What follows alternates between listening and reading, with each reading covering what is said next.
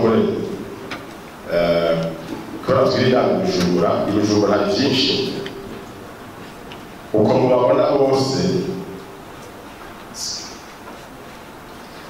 abakoresha amasengesho mu gisagara si bose bari mu mategeko harasengesha atagirema bafise aha mwese muri murafise agirema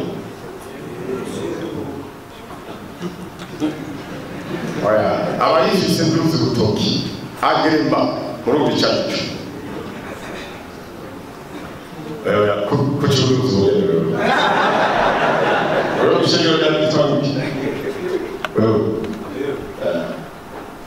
umufasha muri Trinity turaza kurara abadashaka imaro nawe tuza kugira tubafashe aho shakanye nawe wewe gitwaguki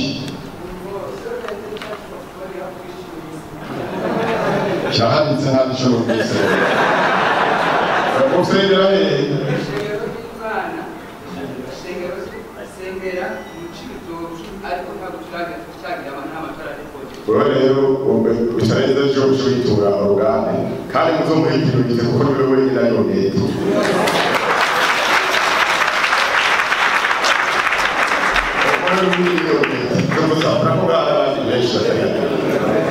aha rero reka ndabavuge muratangara raporo dufise ngaha mu gisagara ca Bujumbura yakozwe n'abaganga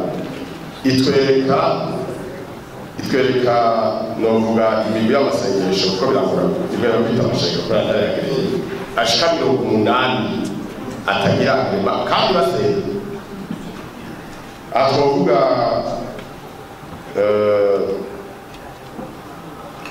dufashe nko muri komine Muhaho nyene hariho igize yitwa Jedidia International Gospel Church iyo ari pasteur kaje ntikazi umwe Salvatore ariga Salvatore Vierge l'église fonctionne sans appel kandi bagasenga n'ingoma bakavuza nyinshi cyane alors l'église Hermon irogona barandika desire bayika cyane bacyoreka kwizika naho reka tuzobasanga kuri ntabwo hari alors chambre de prière ari rero bikomeye byanditse byitwa chambre de prière chambre de prière alors l'émanation de l'homme chambre de prière zigamishingira zavuga nakajagari iri mu biteze umutekano muke tugendera ishengero rigomba gutunganya amachambre de prière yabirekuriwe ikamenyesha abajeje intwaro kandi ntibarenza amendezeri regementation yahari itori ministeri amachambre de prière yategamiye idini na rimwe aya tuvuye ngaha tuca twibutsa turafise n'abajeje intwaro twibutse yose ibugamwe alors chambre de prière y'uwitwa Ndikumana Samson katekizingwe bihano alors chambre de prière la pasteur Louis-Bana Vero mukashije bari ngaha shaka mureke tuzotera duhura tuzozibanye twarara hariho ikanguro ry'intama Kristo y'uwitwa François izina turaronka riri mu gisyo owe hariga hariho blog team ya Habonimana Samuel ni chambre de prière hariga hariho Refugee Fellowship Church ali ya Bonane Florence ikintu memonekero numva kenshi Florence hariga hariho Celle de Pierre à Siméon, hariho église Muzali, une église quand même garage. Muri je Habonima. Abana bane mubazi. Barazi ko atari amategeko ya kwitaje kubatita. Fraternité biblique, Rumia Jacob. Yaje. Icyumba cy'amasengesho ndagibara Jean Pierre quartier Rura yaje icyumba cy'iriba ry'amahoro yabona Ezekiel yaje Église Jerusalem Church y'Imana Sanzas murabona bagize bayita bayibize ntabwo babafise Asmi Burundi ndashimye Chantal kinamira wewe ukora sura couverture ya Agape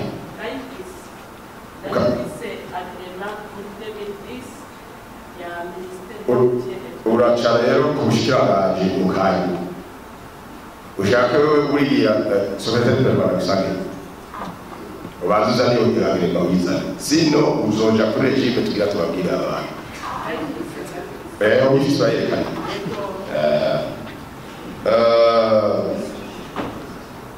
Église d'Ireve puis Bagiza kwizera ari Aparum yangurije Beti kinagade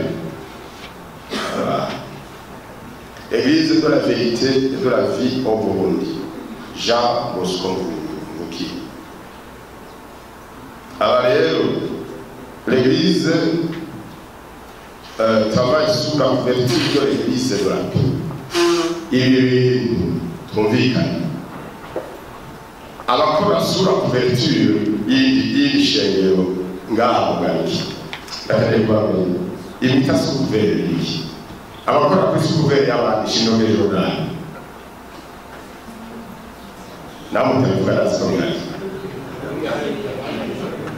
Dozido umwe babiri batatu bane batanu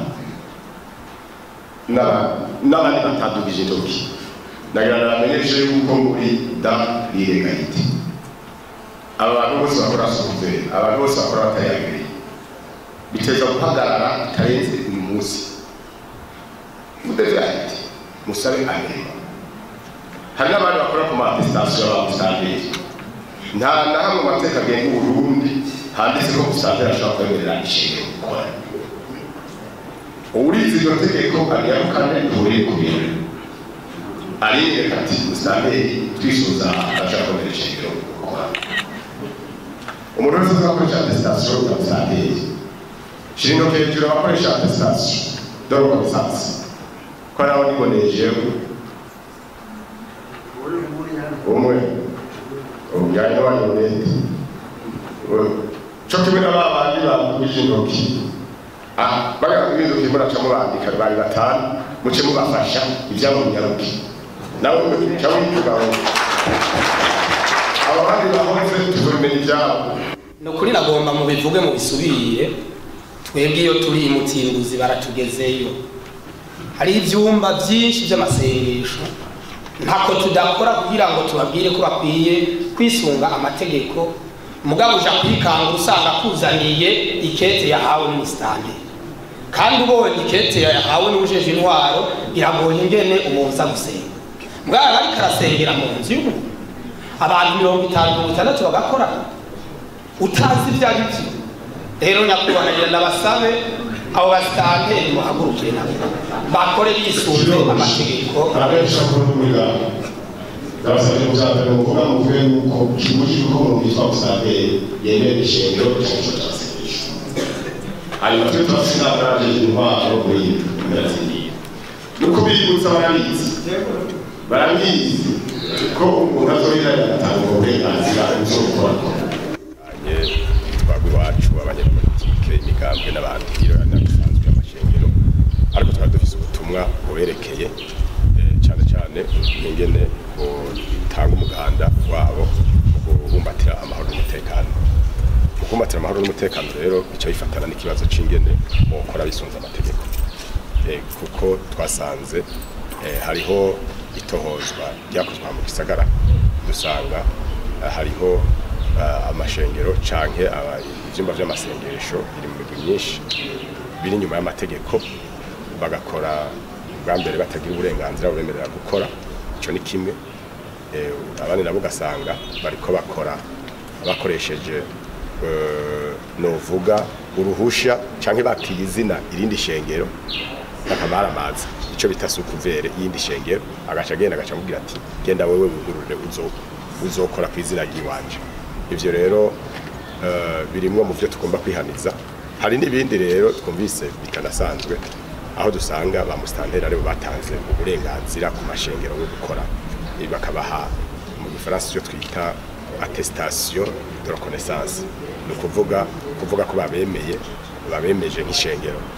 Ivyo rero twababwiye by'ukuri yuko bidashobora kubandanya yuko aho kajaga tazokemera ko ishengero ryose rizi ko rikorwa muri ubwo buryo guhera kuri uwo munsi turiko turavuga rihagaritswe. Nta kuri kuja kubararika kuko bari nyuma y'amategeko. Abantu bose bazi ko bakora muri ubwo buryo ntibashobora n'umunsi umwe guhigerera ngo bugure imiryango bagende gusengesha. Aha rero dusaba abajejwe intwaro kwa kabiri bwa mbere na mbere bamenyesha abatanze amatestation ba mustanteri baba yahaye yuko izo attestation batanze zidahuye n'amategeko ari pfa gusa, ni kuvuga ko uno munsi ziri nire. Bace bamenyesha kandi yuko umuntu wese ariko arasenga adashoboye kwerekana uburenganzira yahawe n'ubushikiranganje bwo kugira ngo ugurure ishengero yuko bidashoboka. Ni ngombwa yuko ugomba gukora ishengero ko hariho ibisabwa, hariho byinshi turabe yuko abaza guca mu bushikiranganje bikihezwa koko vy'ukuri ko uwo muntu afise vy'ukuri ubushobozi bukwiye bwo kugira ngo atunganye ishengero. Ivyo rero ni ngombwa bigenda uko guhera kuri uwo munsi n'iyi saha. Ikiberekeye ivyuma by'amasengesho vyovyo twaramaze gufata itegeko ribiraba n'ibihano bijanye n'uwazokugura icuma c'amashengesho kitegamiye isengero nimwe. Kuvya vy'amasengesho vyegamiye isengero twaravuze ingene bishobora gukorwa bitarengeje isaha 4 z'ijoro kandi aho nyene bizwi n'abajejwe intwaro. Murakoze. Kugira vyoroheze abajejwe intwaro n'abajejwe umutekano, hari ikibazo mwazanye mwashizemwo cijanye n'ivyapa n'ibisabwa kugira ngo kuri vyapa bibe biko. Murakoze. Muri rigenzurwa ryakozwe twasanze hari ingorane, byaragoranye cyane abo twatumye kubikora ko bashobora kumenya bati aha hari isengero kanaka. Noneho ubu haro n'ivyacanganye, hari n'abagenda gusengera mu mashuri bagakota amashuri bagakota izindi nyubakwa za leta. Ivyo bintu rero ni ibintu mu by'ukuri uno munsi twumva yuko bigomba gutunganywa ukundi gusha. Ni ngombwa yuko ahantu hari isengero haba icapa kivuga iti aha ishengero kanaka, bagashirako umurongozi waryo, bagashirako na nimero ya ordonnance ibemerera gukora. Kumbure ngira batinya kubishirako kuko henshi usanga bakora mu mazu bagiye gukota.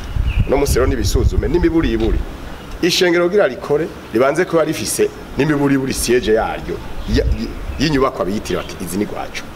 Naye ivyo bidakunze ni kuri tuzobemera gukora muri ubwo buryo nakajagari tutokwemera. Murakoze.